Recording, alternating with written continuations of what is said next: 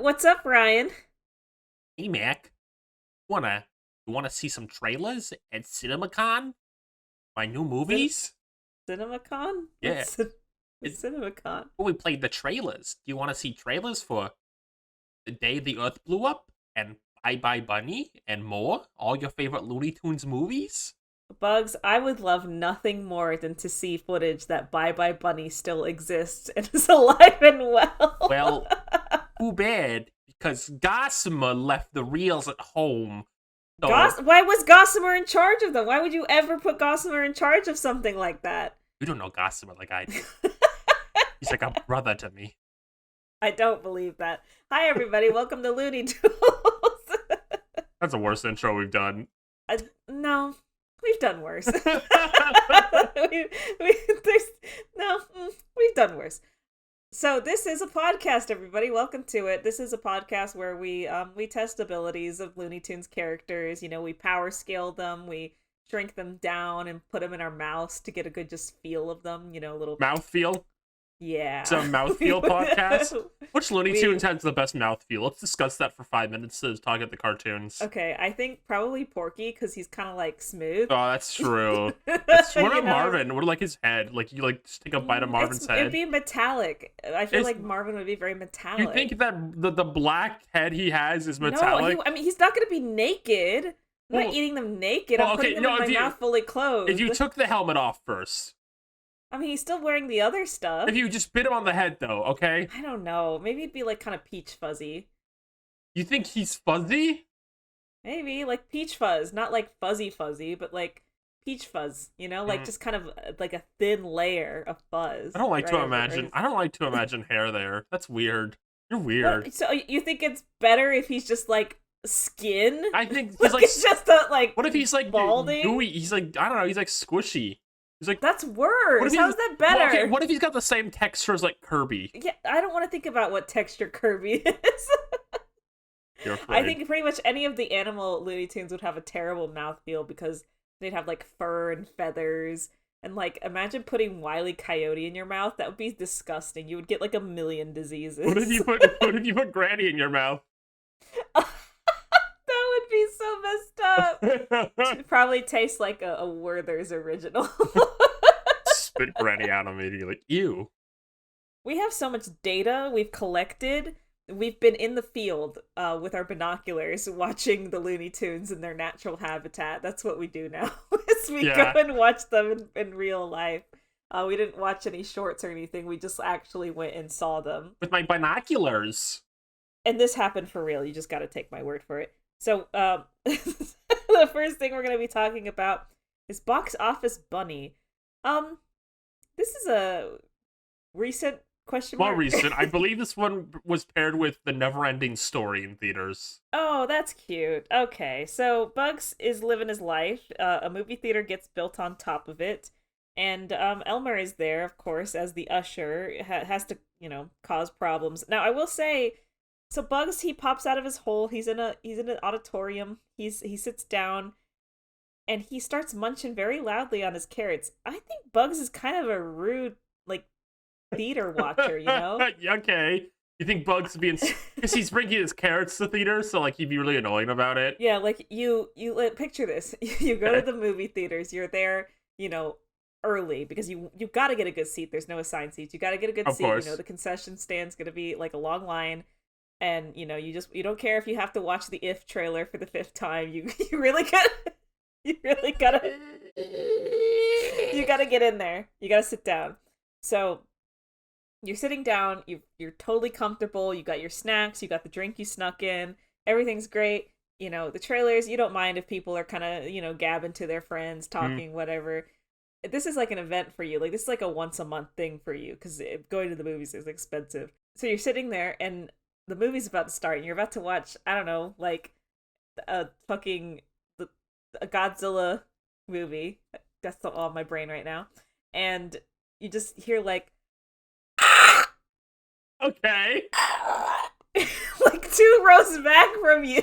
What noise is this? Is this supposed to be a carrot chomping noise or a slurping noise? Yeah, like a carrot I don't have What? anything I can snap at. What planet are you living on where carrots sound like this? I'm trying so hard to think, like, find it's something like, in my like immediate reach that I could use. It's kind of like a snapping noise, like a.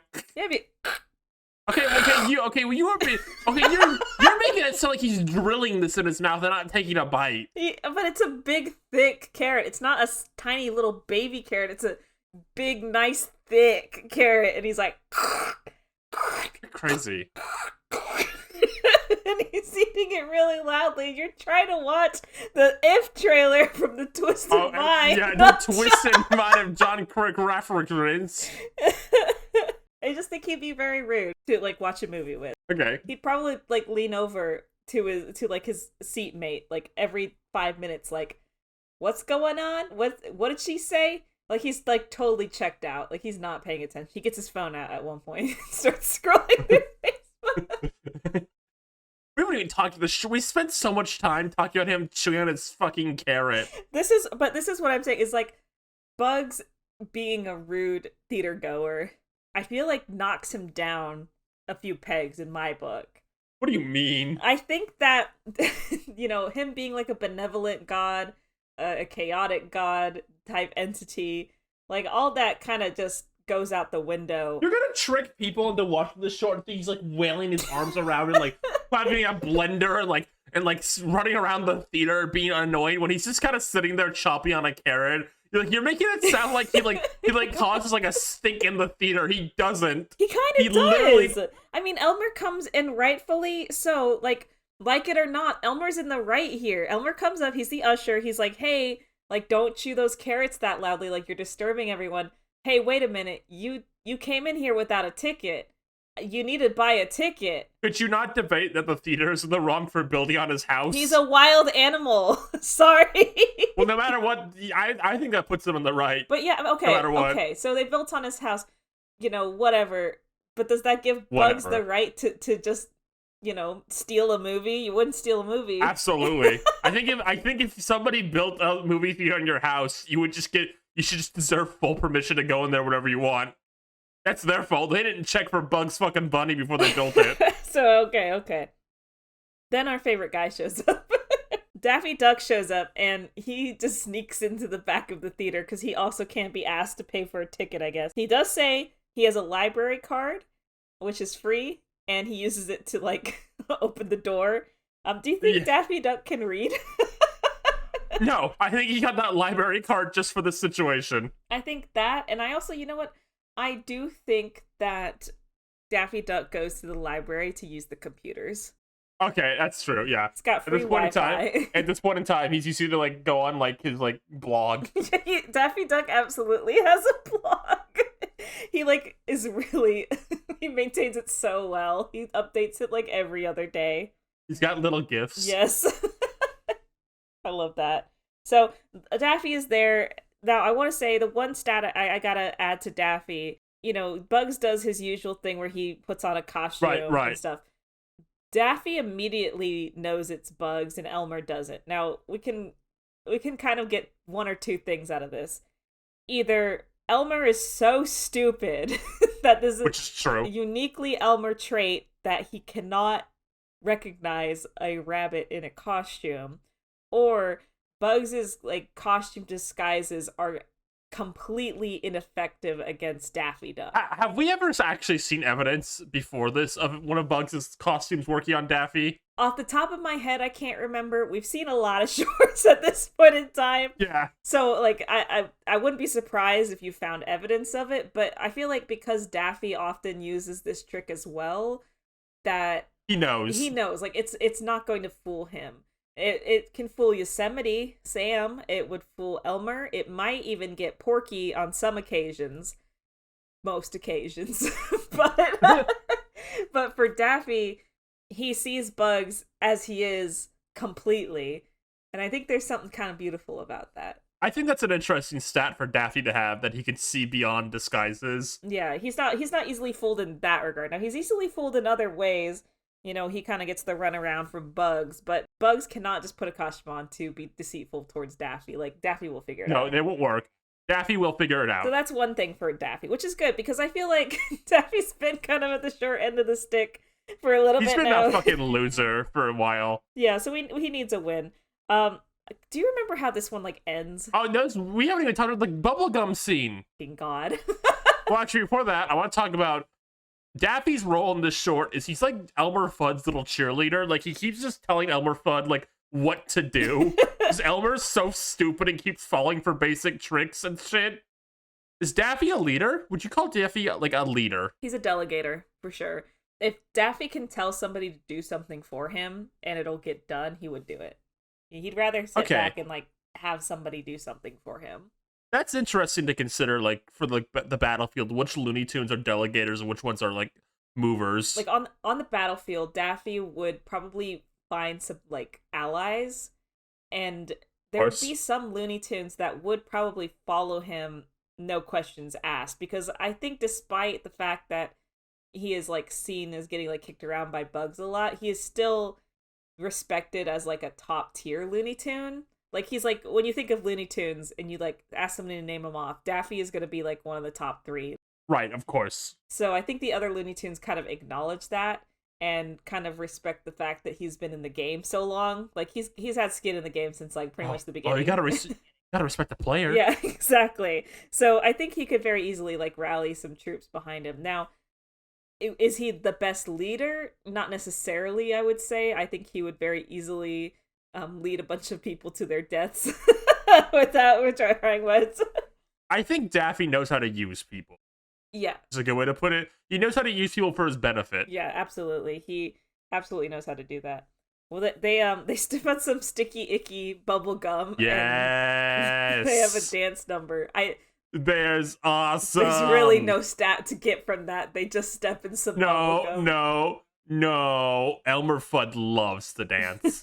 I think we already knew this about him. He loves to be gay and merry sometimes. He loves to dance and have fun and be silly.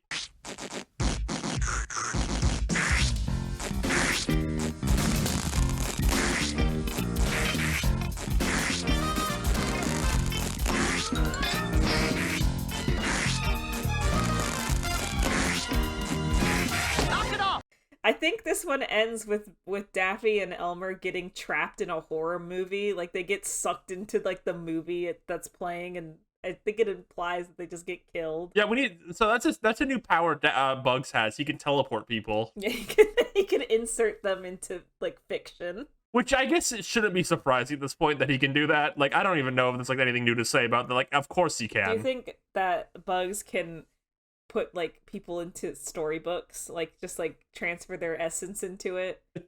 Okay, Mac, you're going to frickin' The Shining. Bye. Like, can he trap people in books, or is it just, like, I don't know, video media? Maybe it's only video media. Like, that'd be an interesting, like weakness, because maybe there's not enough TVs on the island. Yeah, the Fortnite Battle Royale island. Yeah, I mean, I'm sure there's books everywhere, but maybe you can't find enough TVs. Something to think about. Well, I'm done with that one. On to the next one.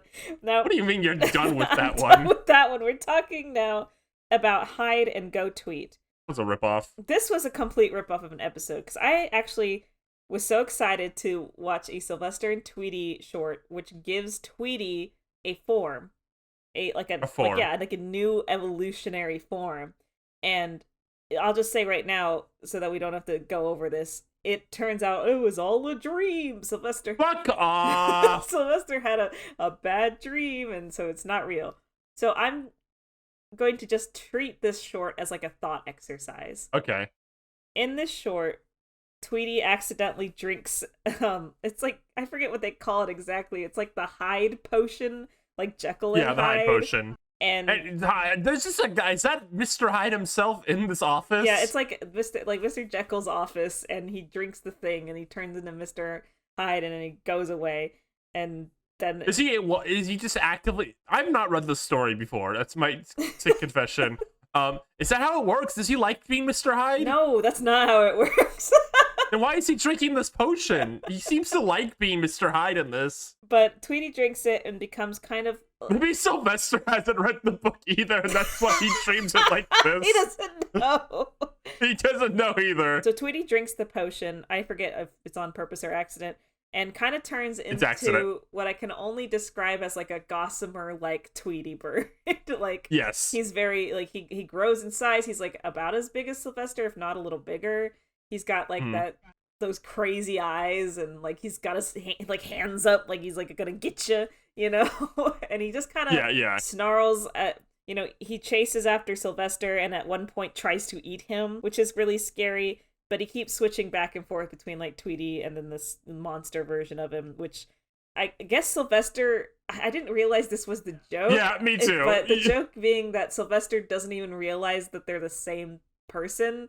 Like, he grabs Tweety and, like, locks them in a room, and he's like, we'll stay in here so that brute doesn't come and get us. And then, you know... he turns into that brute, and Sylvester's like, oh my gosh, like, like he's surprised by it. Yeah, I didn't realize that was the joke until that scene. And that's like at the last part of the freaking short. They don't really communicate that well, I guess. Let's talk about this form of Tweety's. Do you think his, like, power is higher than, like, regular Tweety, or is it all, like... Oh, for sure. Okay, so it does physically change him. It's not just, like, kind of an illusionary... Like, he definitely does. He does some, like, power stuff in this, I'm pretty sure. So at one point, I think Tweety, like, carries Sylvester, or, like, flies with, like, Sylvester in his, like, claws. So he is. Oh, yes. He is like physically stronger than regular Tweety. I don't know, like, how he would match up against, like, Henry Chickenhawk or, you know, Gossamer, even, like, some of our more powerhouse Looney Tunes. But he's definitely better than, like, base level Tweety. I want to talk about the scene where, like, Sylvester gets two of Tweety's little wings and is able to fly a bit. Oh yeah. What's the implication of that? Does Tweety have magic, like, powerful wings like Banjo and Kazooie? Well, isn't he, like, a special bird? Like, that's the whole thing. He's like, he's a very special bird, and he's, like, last of his kind or whatever. Oh, that's true. Maybe he has powerful...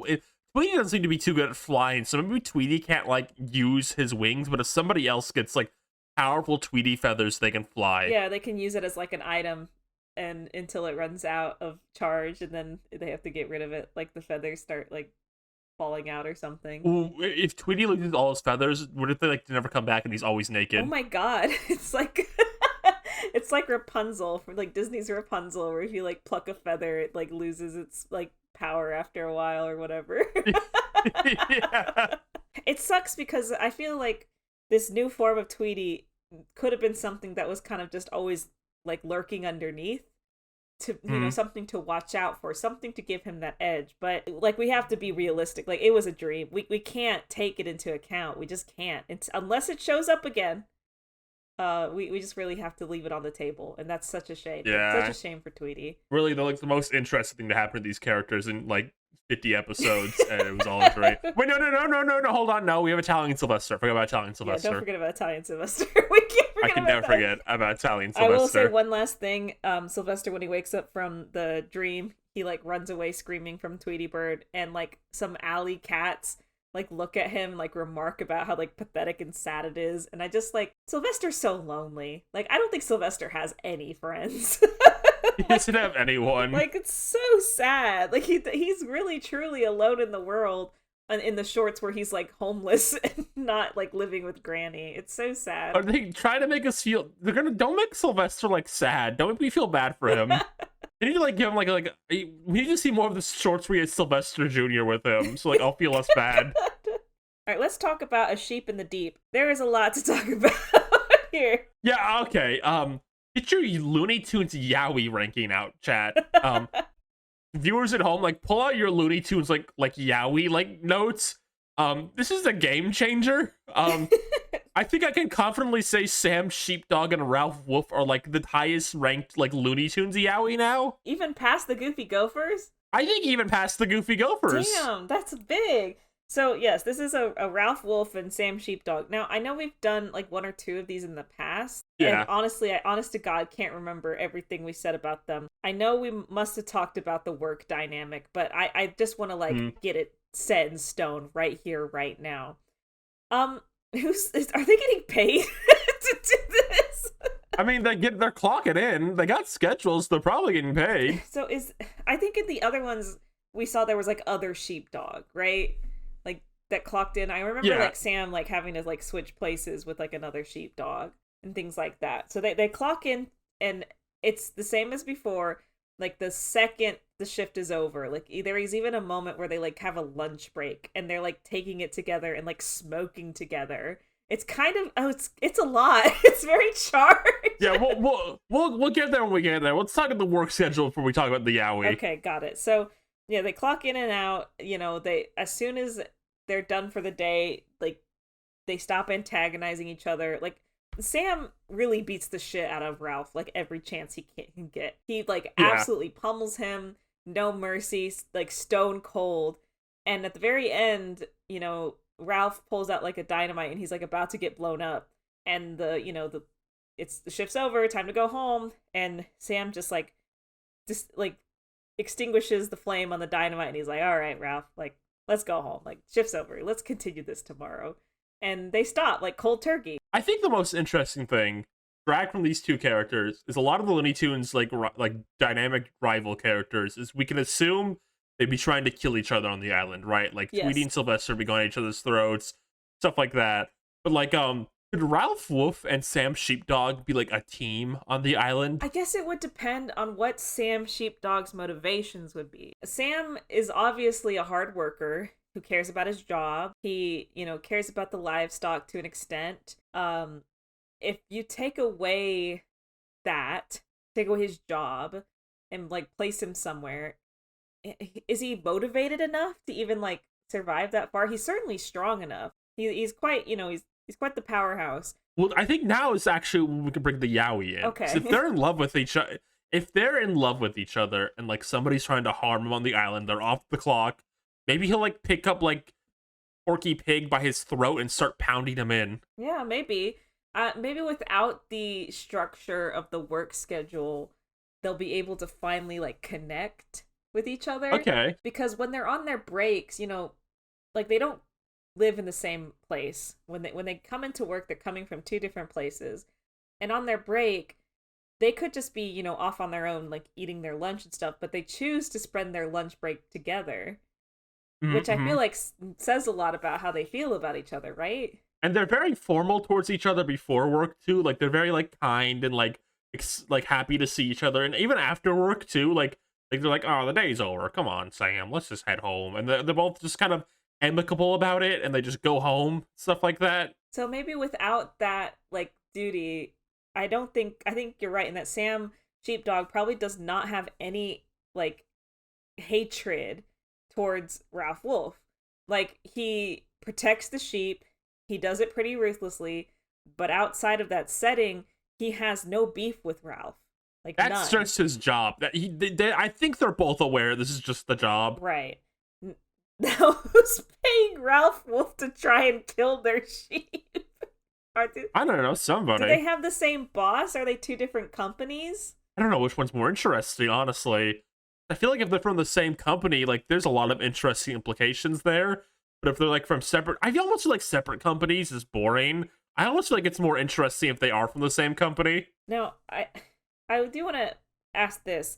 While they're on the clock, even though outside the clock they don't have any, issues with each other, do you think there's like maybe a little resentment there? There's like a moment where like Sam stops Ralph and Ralph kind of mutters off to himself, kind of like does he think Sam is playing fair like all the time? Like does he think that he's got a good position in his job and what he's doing? Or does he kind of resent Sam just a tiny bit? It's a hard one. I have to think about that. I don't know. Because Ralph is, I think, smarter than Wile E. Coyote. Oh, yeah. Like 100%. And he has a nice house, let's not forget that. Yes, and he has like a nice life. Like he's not starving. He eats during the lunch break. He has like a sandwich and he smokes. And it's like he's having a nice time with Sam. In the battlefield, I can see them being a pretty powerful duo because with Sam's strength and Ralph's like cunning, I feel like they could take on like a good majority of other Looney Tunes characters. Right. It'd be the moment that they like out of all the characters, like forget the Goofy Gophers having to turn on each other. Like, can you imagine, like Ralph and Sam have finally broken out of the routine of the strict structure of their job. They're finally able to express themselves to each other and to the world. Beautiful. And they have to, at the very end of it all, make a decision. Like, what are they gonna, like? Are they gonna turn on each other? I think what it would be is it'd be like one of those like, no, I'll go. No, I'll go. No, I'll go. And they just kind of go back and forth and they argue about it. And like eventually one of them will take the bullet to the head like first and like Oh my God. you know they got like a gun and like they're both trying to like shoot each other like themselves and like because like one of them has to die and like it just keeps going back and forth and back and forth. And eventually one of them would like pull the trigger and be the one to die, right? That's how I think it would go. And like the one left would be like incredibly torn up about it, like so sad, like destroyed, Ruin his life forever. It would ruin the life of the survivor forever. That's so dark. That's so sad. We didn't even talk about anything that happened in the short. This is way more important. This is the stuff people come for. This is true. Well, I think Sam, another thing to write under him, he's a very confident guy, doesn't panic, like doesn't seem to have any issues. I wrote down in my notes, he is maybe the single most prepared Looney Tune. Like, he is ready for any situation. Like, he's got, like, those, like, things he can, like, shoot the balloons down with. Oh, yeah. He's got weaponry. He's got costumes himself. And you know what? I think he's a lot smarter than we think he is. I agree. He's able to, like, outsmart Ralph a lot of the times. And I already think Ralph is, like, a pretty smart guy. So I think we can't, like, take his kind of dopey, you know, like, hey, let's go clock out of work, like Ralph. Oh, I never clocked him as stupid, honestly. I think he's just, like, chill. He's very chill. So, I guess we'll see. This one, technically, you know, Ralph doesn't get a sheep, but he also doesn't get, like, pummeled into oblivion at the end of the episode. He and Sam just walk off, so, I don't know. You know what? It's in your hands. You decide how you feel about that. Okay, let's talk about Ducking the Devil. Absolutely insane short, I think. I almost just feel like okay, first off, this is a Taz and Daffy short. That's a brand new pairing, oh, yes, by the way. Brand new pairing. I was like, the data, yes, the data. But like, I almost just kind of want to skip to the most interesting thing that we learned at the end of the short. Yeah, I'll give a brief rundown. So first of all, fuck everybody because the zookeeper character returns. I couldn't fucking believe it, here. Honestly. He's bringing Taz, their new exhibit, into the zoo, but he can't control Taz. Taz breaks out. Daffy hears about this over the radio, that there's I'm sorry, he reads it in the paper. There's a Tasmanian devil that is very fond of wild duck, which I guess is a thing that Taz is very fond of. Right, of course. Taz chases Daffy for a while until Daffy hears over the radio that there is like $5,000 like prize. $5,000, yes. For returning the Tasmanian devil. And fun fact, Taz apparently is subdued by music. Yes, which is crazy. That is the most fascinating thing we learn in these, I think. This is not a weakness. This is a big weakness for like Taz. Like, this is huge. Oh, it's huge. Yeah, so Daffy like plays instruments, he sings, but here's the thing though, to make note of this. Even though Taz is rendered completely docile by music, he still has taste. Like at one point Daffy tries to play some bagpipes and it does not do it for Taz. It has to be like Daffy's singing or like maybe plays like a trombone at one point. So you can try to subdue Taz with music, but you have to either have a good singing voice or be like skilled at an instrument. You can't just like half-ass it, right? Right. Or I guess you could play a song too from like the radio or your iPod. Whatever you have. The thing about that is like so many Looney Tunes are musically inclined, I think. That's true. So like that's a huge weakness for like Taz. Like most of these guys, you know, they live in their fucking cartoon world. They could just pull like a record out of their like pocket and play some beautiful music for Taz. Like I think this knocks Taz down a lot. This is a big weakness. Like, this isn't some like niche thing. This like This like kills him. this like kind of kills him, honestly. Like, he's fucked. Like, if like Porky fucking Pig could just play his like little radio and then start beating the shit out of Taz with a hammer. Now, hold on. One question though, because we don't have the answer for this. Even though he's subdued by the music, not at any point during this does Daffy try to attack him in this state. Okay. It might be possible that you can subdue Taz with the music, like he'll become docile, but the moment you lay hands on him, he has that instinct to snap, to react. Okay, but like, you can still do a lot. No, when I he's mean, in that trance, of course it's a big weakness, but I'm like, if you're playing a song, he's not going to sit there and let you beat the shit out of him, you know? Maybe. I don't know. That's still a lot. Like, you could lure him into a cage. You could lure him somewhere. You could get a really good hit on him. You could, like, make him stand under a giant piano and then cut the rope, you know? Like, you could really do some damage. You can, like, really lure him into a cage, just tape the radio to the cage as you carry it, and then bring him to a volcano and push him in. So, yeah, you could do that. So you'd have to be careful on how you did it. Like, you'd have to be strategic about it. But it is definitely a huge fucking weak point for Taz. And he stops in his tracks. If he's like when he's like running towards Daffy with all his might and life during this, he just stops the second Daffy starts playing music. Like, it is in tracks. Like, he's done. Yeah, so that's definitely something to look out for. Definitely something to, and Taz he's so powerful. Like, otherwise, like, and the thing is though, you'd have to know this fact. So I do think we have to think about, like, is Daffy the only one who knows this stat? Would he keep this information, like, to himself? I guess that's true. But, like, who knows? Maybe Foghorn's just, like, playing his like, iPod, like, out loud while they're walking to the island, and he learns Foghorn it, like... is always fucking singing in his shorts. He spends, like, most of his shorts, true. like, singing. Oh my god, he's gonna figure out so fucking easily. Yeah, so it just would depend, like, who was, like, humming a little tune near him and figured it out, or who Daffy decided to take as an ally. Well, Daffy does get Taz back to the zoo after, you know, much trial and tribulation, and here's where things take a turn. So, Daffy's walking out with his $5,000, he's counting the money. A singular $1 bill flies out of his hand and slides into Taz's cage. And Taz is, like, pissed off. Like, he's, like, jumping at the bars, like, growling, snarling everywhere. And you're watching this thinking, like, okay, here's the ironic ending where he loses all his money because he's gonna be selfish and greedy. No. He fucking... No. He goes into the cage and goes, "That's my money!"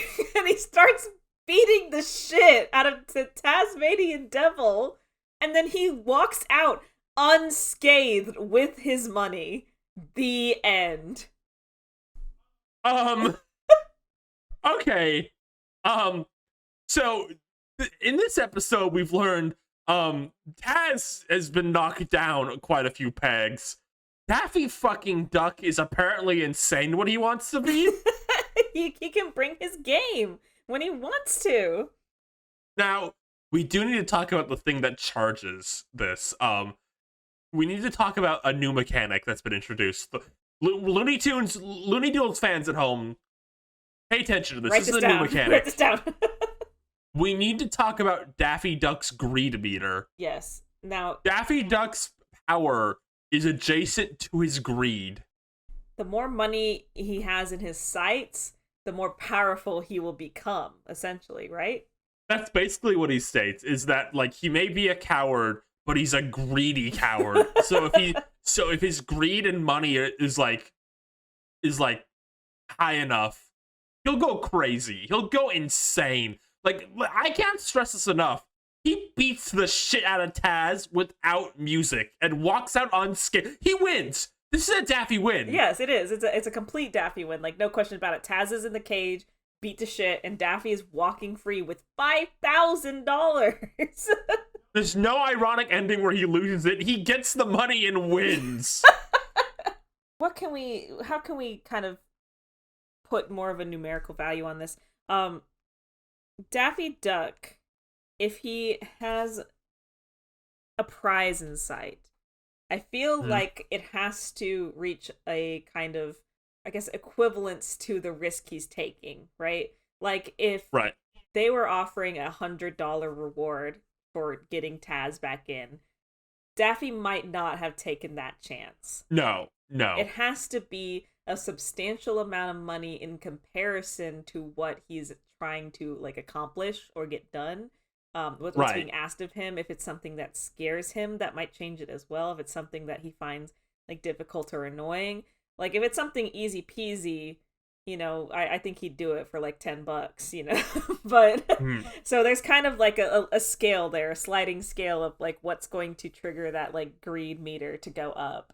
And when it's at its peak, when I would say either the prize is just at his fingertips or in his hands, he will kill you if you try and touch it. I think if like the prize for like winning the Fortnite Battle Royale was like $1 million, I think Daffy would be insane on the battlefield. I don't think we've ever talked about a prize. I thought the prize was just living. No. Daffy the one who lives. Yeah, I mean, like, hypothetically, right. We definitely have to put a pin in that. We'll discuss the prize at some other day. But like, yeah, like the prize is like $1 million or something. Like Daffy Duck would be like an insane force to reckon with. I would say though, to counter that from being like overpowered, like he'd have to, like that would start kicking in maybe when he reaches like the top 10 like left. Like when, because at that point it's not super attainable, right? Like there's I don't know, however many, 50 Looney Tunes characters, maybe more, on the battlefield, and that's 25 of them are dogs. Yeah, 25 of them are dogs. That's a lot of guys to get through. Like obviously he wants the money, but right now it's not very tangible to him.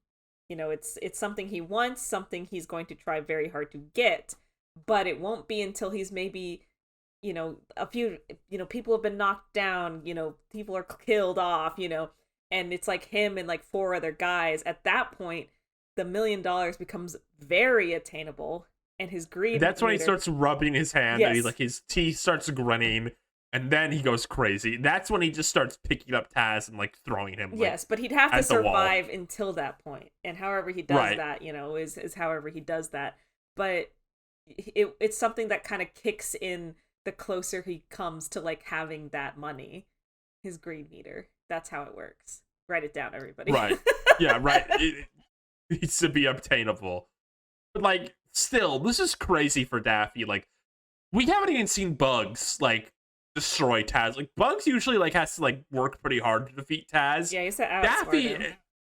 Daffy again just gets in the cage and destroys him. Like, not a mark on Daffy, like his body exists, and Taz is completely knocked out. Oh yeah, he's gone for the count. Like he's like stars around his head. Like he's not making it out of this one alive. Unbelievable ending to the short. Me and Ryan were like our jaws were like like dropped. We were like, what? That's how it ends? Like it was crazy. This shit's crazy. This is really the fall of Taz short. Like not only do we know the music weakness now we know Daffy Duck has the ability to beat the shit out of him if he wanted to. Daffy Duck, of all people. Daffy fucking Duck. Like, this was a big loss for Taz. Why did they put him in multiverses? Well, that's all we had to talk about today, and sniff, we didn't get any comments on our lesson. You fucking bastards. So, please, we're starving. Put some comments in here. Please, I'm begging you. I need to feed my wife and children. my wife. Right, Thank you all for joining us. That's all, folks. Bye-bye. Bye.